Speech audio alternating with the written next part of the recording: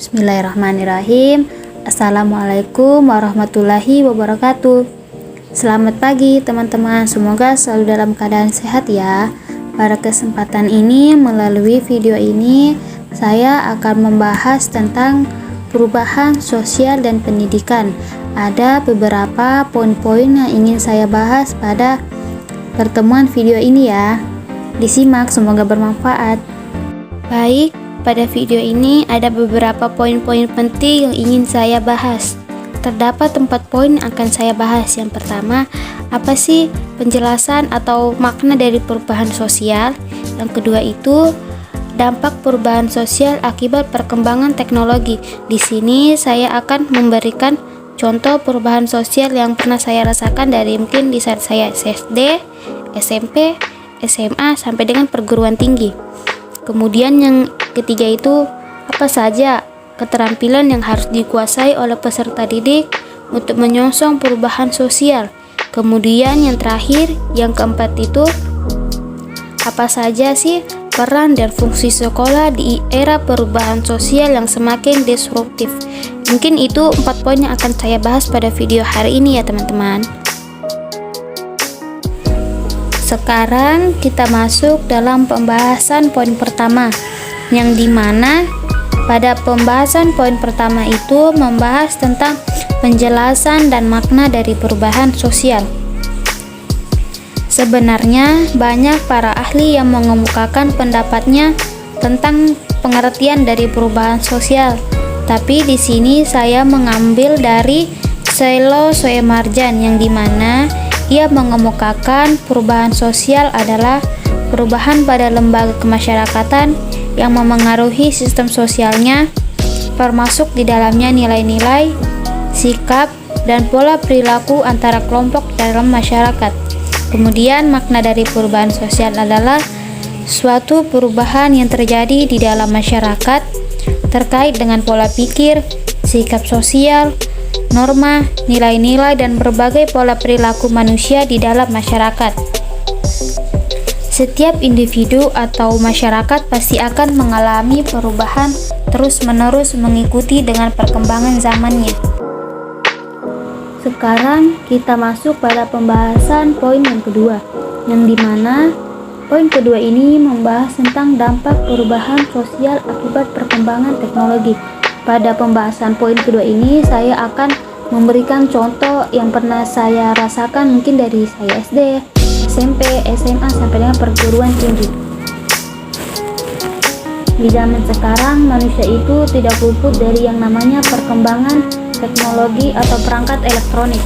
Namun tidak semua perkembangan teknologi itu berdampak buruk, ada juga sisi positifnya. Contohnya, di zaman dulu itu untuk melakukan kabar-kabaran harus surat menyurat. Namun sekarang dengan adanya perkembangan teknologi, sekarang dapat menggunakan HP atau melakukan kabar-kabaran bahkan dalam keadaan yang jarak yang cukup jauh.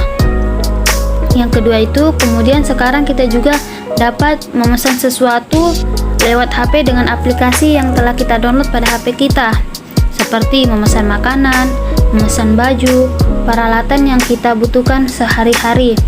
Kemudian yang ketiga itu, kita juga mendapatkan informasi seperti lowongan pekerjaan lewat internet atau berita-berita yang lagi memuncak atau mungkin lagi viral. Kemudian yang ketiga itu seperti di kondisi pandemi ini, yang dimana sekarang sekolah itu melakukan dengan jarak yang jauh. Namun dengan adanya perkembangan teknologi, sekarang pun bisa belajar dari rumah, semisalnya menggunakan aplikasi Zoom dan Gmeet. Itu penjelasan atau pembahasan materi pada poin yang kedua. Sekarang kita masuk pada dampak negatifnya. Dari perkembangan teknologi juga ada dampak negatifnya. Misalnya, yang pertama itu seseorang susah mengatur waktu karena terlalu sibuk dengan HP-nya. Yang kedua, mudah tertipu atau terbedaya dengan aplikasi-aplikasi atau barang-barang yang tersedia pada aplikasi tanpa melihat terlebih dahulu produknya. Yang ketiga, mudah percaya dengan berita yang belum tentu benar atau hoaks tanpa tahu terlebih dahulu sumber kebenarannya. Yang keempat, hadirnya segala sesuatu dengan instan. Kemudian yang terakhir itu semua yang berbau tradisional atau khas mulai bergeser atau hilang. Itu contoh dari dampak negatif perkembangan teknologi ya.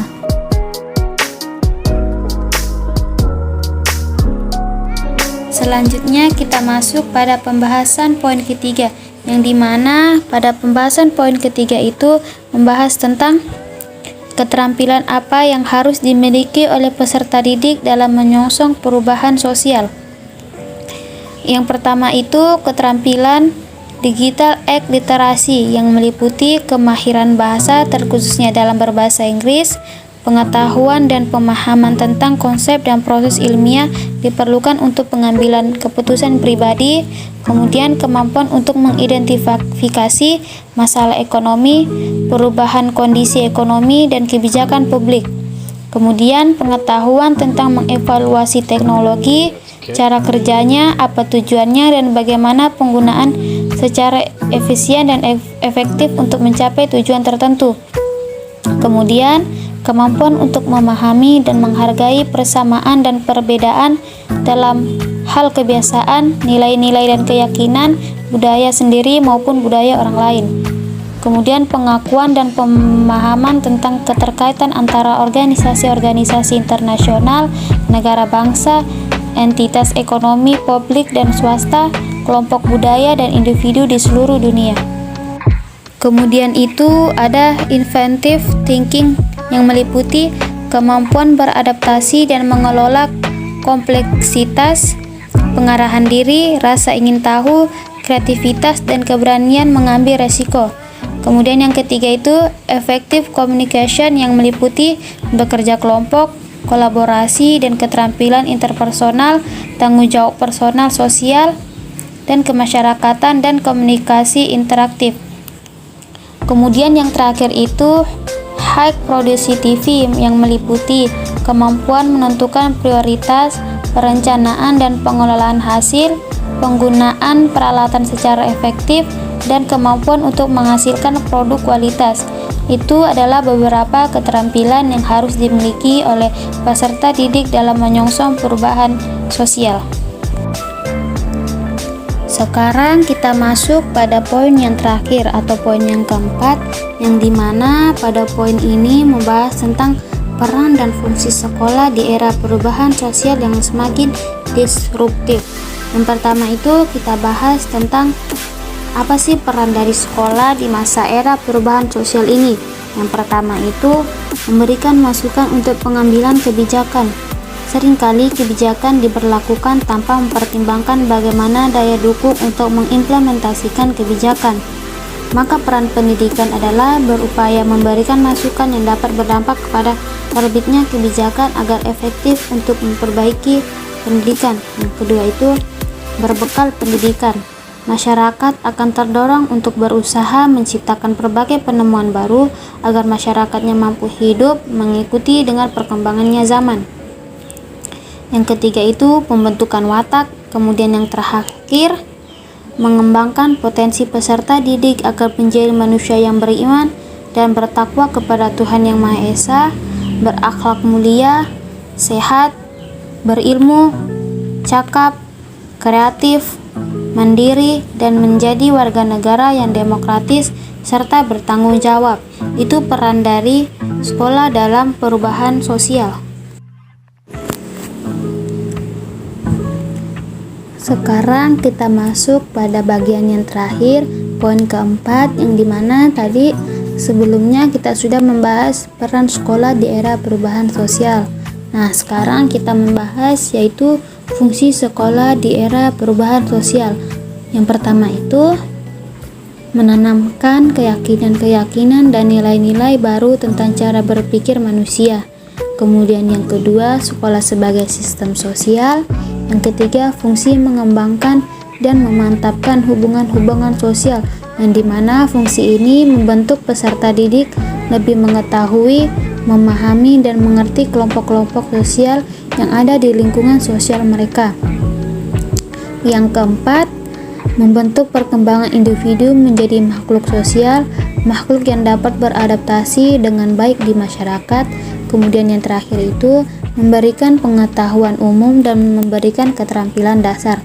Nah, itu beberapa fungsi sekolah di era perubahan sosial. Nah, kita masuk pada sesi terakhir, yaitu penutupan. Mungkin itu saja yang bisa saya berikan dari video ini, dari beberapa hal yang bisa saya pahami. Semoga ilmu ini dapat bermanfaat bagi kita dan berguna bagi diri kita dan orang sekeliling kita. Dan akhir kata, terima kasih. Wassalamualaikum warahmatullahi wabarakatuh.